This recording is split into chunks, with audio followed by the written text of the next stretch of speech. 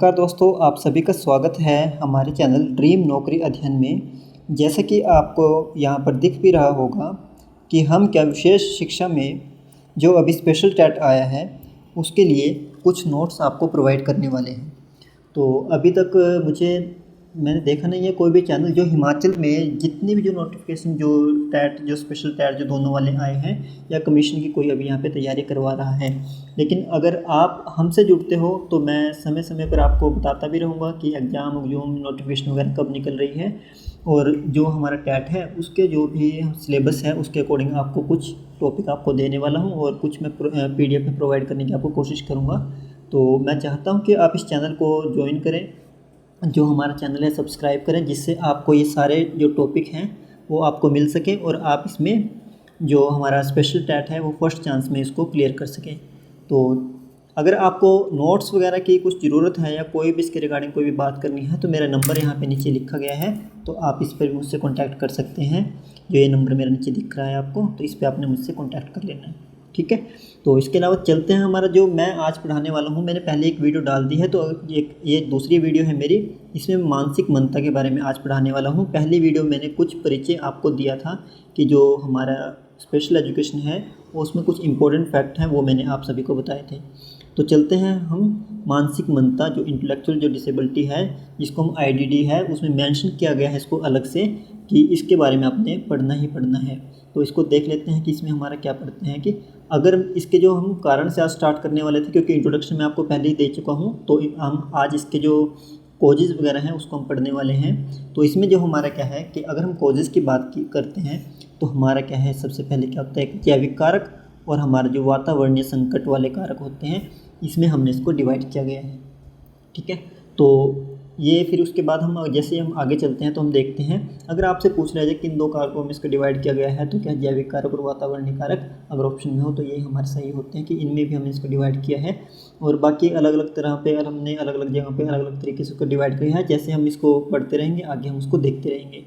तो जैसे है कि मानसिक मंदता के जो कारक हैं तो उसमें हम देख लेते हैं कि जो इसको फर्दर जो आगे जो डिवाइड कर रखा है कि गर्भाधारण के पूर्व के कारक कुछ होते हैं, फिर गर्भावस्था के समय के कारक होते हैं, फिर जन्म के समय के कारक होते हैं और जन्म के बाद के कारक होते हैं। तो हमें इनको सभी को पढ़ना होता है अलग अलग से। तो इनको पहले वाले को हम पढ़ते हैं यहाँ पे। पहले वाला देख लेते हैं कि पहले वाले जो जन्म के पूर्व के कारक होते हैं कौन कौन से हो सकते हैं। तो जन्म के जो पूर्व कारक होते हैं, देखो बच्चे, सबसे पहला कारक कौन सा है, माता की आयु। बच्चे, अगर माता की आयु क्या है 18 ईयर से क्या है कम है और क्या है 35 ईयर से ज़्यादा है, तो हमारे थोड़े से चांसेस मानसिक मंद बच्चे होने के बढ़ते रहते हैं। तो दूसरा पॉइंट इसमें क्या कह रहा है कि दुर्व्यसन, ठीक है। दुर्व्यसन क्या होता है, जो भी हम यहाँ पे अल्कोहल वगैरह जो भी पीते हैं या कोई भी हम धूम्रपान वगैरह कर रहे हैं, अगर कोई माफ़ कीजिए, जो कोई माता है वो क्या करती है कि अगर इन चीज़ों को अल्कोहल वगैरह को कंज्यूम करती है तो उसके लिए भी आपको क्या है कि देखने को मिलता है कि बच्चा उनका होने वाला मानसिक मंद होने के चांसेस होते हैं। तो हम पढ़ रहे हैं यहाँ पे गर्भाधारण के पूर्व के कारक। अभी बच्चे को गर्भाधारण अवस्था में नहीं पहुँची है माँ, उससे पहले भी अगर कुछ ऐसा कर रही है वो, तो उससे भी हमें जो अफेक्ट है पड़ने वाले हैं। तो कई बार क्या होता है, हेरिडिटी होती है कि किसी के परिवार में पूर्व में किसी का बच्चा ऐसे, या उनके अगर ऐसे पूर्व में अगर बात की जाए तो हम उल्टा देखेंगे, जैसे उनके पीढ़ियों में उनका कोई पिता, दादा, नाना, उनसे आगे वाली पीढ़ी कोई अगर इसमें उनको मानसिक मंदता से कोई ग्रसित रहा हो उनमें उससे कोई, तो आगे बच्चों को भी इसका अफेक्ट होने के चांसेस रहते हैं। तो आनुवंशिकता भी इसमें एक रोल अदा अपना करती है। तो उसके बाद क्या है, दोषयुक्त रक्त संबंध में विवाह। कई में क्या होता है, जैसे कि दोषयुक्त रक्त संबंध क्या हो गया कि अब किसी, वही समझ लो कि अगर क्या है किसी के रक्त संबंधित क्या होता है, कुछ विकार होते हैं हमारे, कि अगर हमने क्या होता है कि उस रक्त समूह में अपना विवाह कर लिया, अब उसमें हमें नहीं करना चाहिए था क्योंकि पहले से दोषयुक्त था। अगर हमने उसमें विवाह कर लिया तो चाहे मेल या फीमेल में से किसी एक का रक्त समूह ठीक भी है, अगर दूसरे को दोषयुक्त है तो आने वाले बच्चे को भी क्या हो सकता है, फिर मानसिक मंदता के चांसेस यहाँ पे बढ़ जाते हैं। उसके बाद क्या है, कुपोषण, ठीक है। और जो है हमारा जो कुपोषण होता है तो उसमें क्या होता है एक बच्चे की, अगर किसी की डाइट, जो खान पान, डाइट यानी कि हमारा जो खान पान है, अगर वो अच्छा ना हो किसी का, सही तरीके से खान पान ना चल रहा हो, माँ में कमजोरी हो, फिर आगे जब गर्भाधारण वगैरह की जब वो आएगी हमारे अगले वाली जो स्टेज आएगी, तब उसमें क्या है, ये भी क्या है एक रोल निभाता है यहाँ पे, जिसमें हम क्या होता है कि बच्चे के क्या है कि गर्भ में मतलब जो बच्चा जो आने वाला है, जब वो क्या होगा मानसिक मत हो सकता है। तो इसके बाद देख लेते हैं कि जो हमारे अगले वाला है, तो अगले वाले को हम देखते हैं कि इसमें क्या है। अब गर्भावस्था के दौरान, अभी हमने पढ़े गर्भावस्था से पूर्व के कारक, अब हम देखते हैं जो प्रीनेटल स्टेज जिसको हम बोलते हैं वो हम देख रहे हैं। तो गर्भावस्था के दौरान क्या है कि अगर माँ को संक्रमण यानी कि जैसे बुखार और इसके अलावा जो गंभीर संक्रमण हो सकते हैं, जैसे हमारे क्या हो गया, अगर उनको जैसे HIV हो गया, या उनको जैसे शुगर होती है हमारी, तो ऐसा कुछ है, तो जो आने वाला बच्चा है तो उसको क्या है कि मानसिक मंदा होने के चांसेस रहते हैं। तो जैसे शुगर सागर वगैरह जो पेशेंट होते हैं, तो उनके बच्चों को भी मतलब इसका थोड़ा सा रहता है, इसमें डर रहता है। और क्या है कि गर्भवती महिला की जो मानसिक जो स्थिति है उसके ऊपर भी निर्भर करता है कि किसी माता की मानसिक स्थिति अगर सही ना हो, तो बच्चे आप खुद ही समझ सकते हो कि अगर उनकी मानसिक स्थिति नहीं है तो गर्भावस्था के समय में वो क्या करेगी, जो हमारे जो प्रीनेटल स्टेज है उसमें क्या करेगी, वो अपने बच्चे को सही ढंग से ध्यान नहीं रख पाएगी, है ना। तो जो उनके जो गर्भ में पल रहा जो शिशु है उसका सही ढंग से वो ध्यान नहीं रख पाएगी। जैसे कि किसी को अगर मैं मान लो कि कुछ एक जो महिलाएं हैं कि जैसे मैंने केस देखे, तो एक केस में बताता हूँ कि एक महिला है, वो क्या होता है कि गर्भावस्था के दौरान उसके कोई मानसिक उसको परेशानी हुई, जिसकी वजह से सड़कों में ऐसे घूमने लग गई और जोर जोर से फिर अपने हाथ पैर मारने लग गई, और कोई दीवारों में ऐसे खुद को मतलब खुद को हार्म करने लग गई या दूसरों को भी हार्म करने लग गई। तो इससे भी क्या उसको अफेक्ट पड़ता है। तो इसके बाद क्या है, अनावश्यक दवाइयाँ। पता क्या होता है बच्चे, काफ़ी सारी दवाइयाँ ना हमें मार्केट से मिलती रहती हैं और हम उसको खाते रहते हैं, लेकिन हमें उसका पता नहीं होता कि वो कौन सी जो हम दवाइयाँ हैं ज़रूरत से ज़्यादा अगर हम खा रहे हैं तो हमें क्या हो सकता है, उसका नुकसान हो सकता है। तो इसका भी हमें ध्यान रखना होता है कि अगर हम अनावश्यक दवाइयाँ खा रहे हैं, जैसे कि आजकल मैं आपको बता देता हूँ, एक हमारी ना बहुत पॉपुलर जो है ये मेडिसिन है PCM, है ना। तो हम क्या करते हैं, आजकल की तो माएँ देखना या घर में जो जनरेशन आ रखी है, तो वो नई जनरेशन क्या कर रही है, अगर किसी के पेट में दर्द है, किसी के सर में दर्द है, किसी के दांत में दर्द है, किसी के कमर में दर्द है, भाई वो पैरासीटामोल खा लेते हैं। अब पैरासीटामोल बुखार की गोली है, लेकिन उन्होंने क्या बना दिया एक तरह से ये अगर मैं आपको बताना चाहूँ कि इसको रामबाण इलाज की तरह यूज़ करने लगे हैं PCM को। तो ये गलत बात है कि अगर हम अनावश्यक दवाइयाँ खाते रहेंगे तो हमारे लिए क्या है, जो बाद में जाके हार्मफुल हो सकती है। मैं ये नहीं बोल रहा कि PCM से ऐसा होता है, ऐसा मैं बिल्कुल नहीं बोल रहा हूँ, लेकिन क्या है कि अगर अनावश्यक हम खाते हैं तो उनसे हमें बहुत ज़्यादा नुकसान होता है।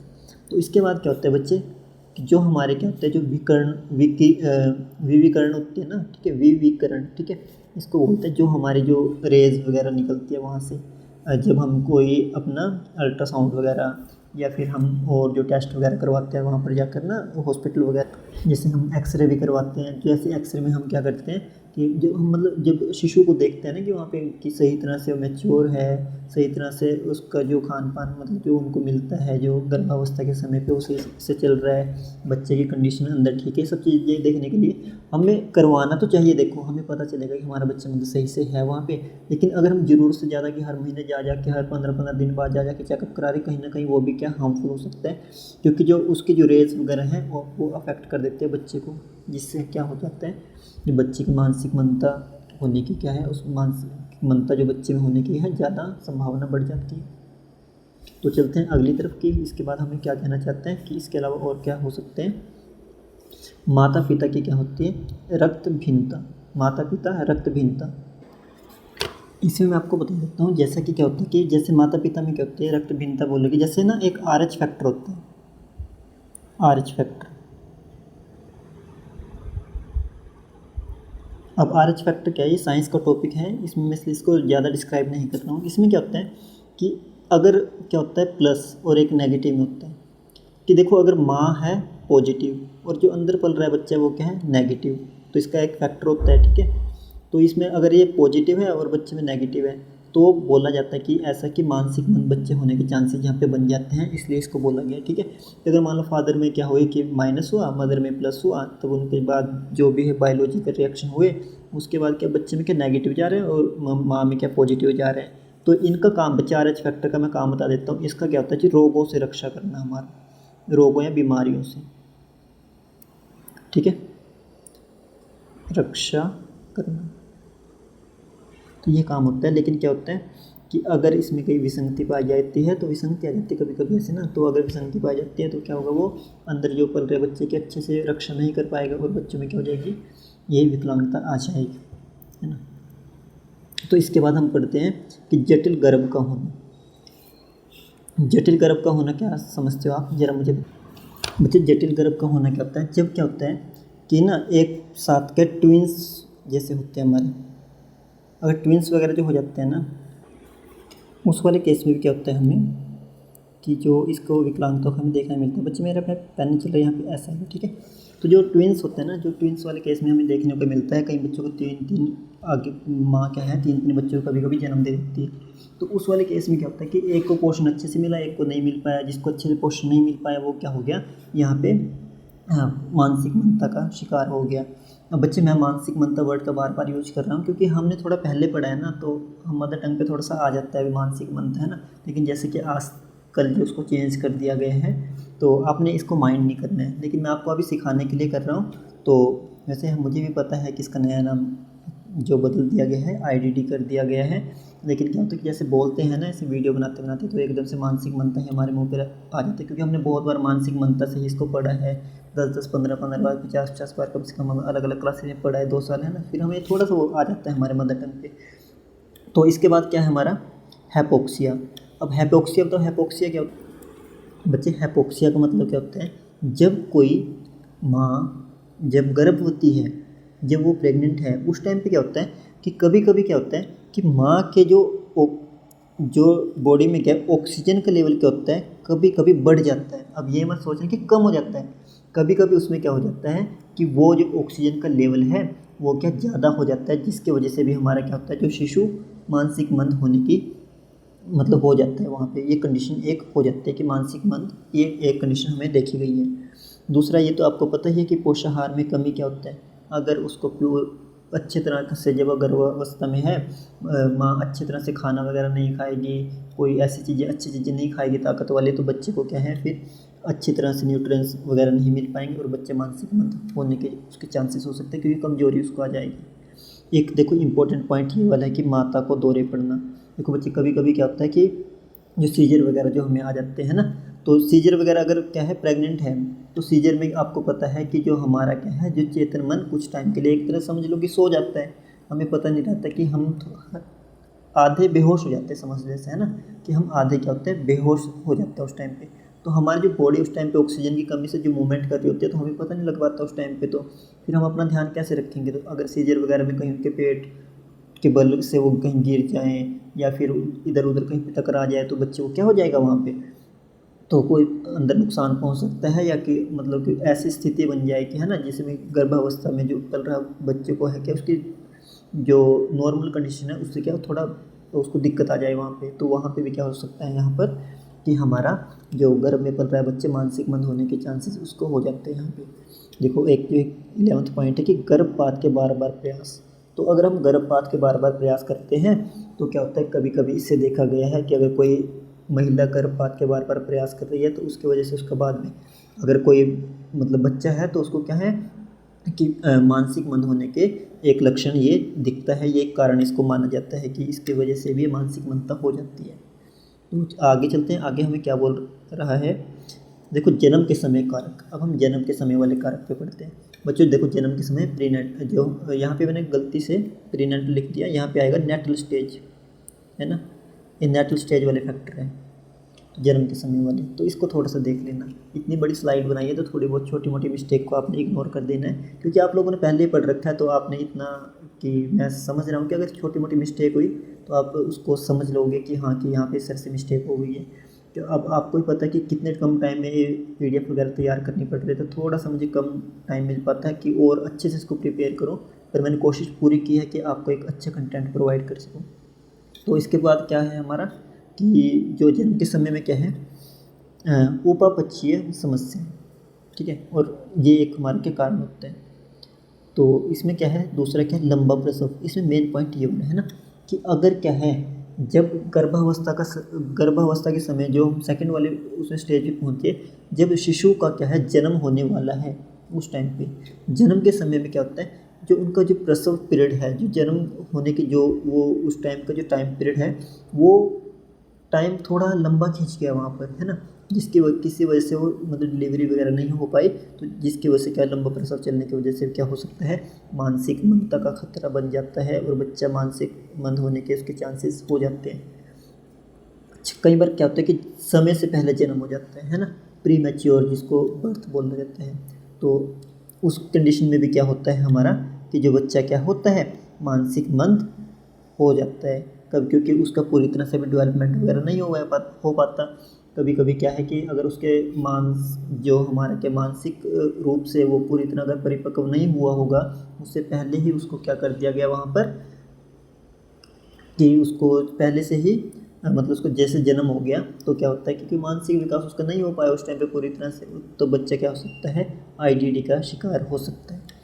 तो ऑक्सीजन की कमी, अब देखो कभी कभी क्या होता है कि जन्म के समय बच्चे को ऑक्सीजन की कमी पड़ जाती है वहाँ पे, है ना। जैसे जन्म होता है बच्चा सही से सांस नहीं ले पाता, उस टाइम पे उसको ऑक्सीजन नहीं मिल पाती, तो उसको क्या है कि जिस वजह से क्या होता है अगर ऑक्सीजन की कमी वहाँ पे रह जाती है तो मानसिक मंदता के चांसेस बन जाते हैं। कभी कभी आपने देखा हो कि बच्चे बहुत लेट रोते हैं क्योंकि उनके क्या है ऑक्सीजन उनके लंग्स वगैरह पे नहीं पहुँच पाती और ये बहुत सारे रीजन रहते हैं। तो अगर बच्चा लेट भी रो रहा है ना तो वो भी एक कारण बन जाता है।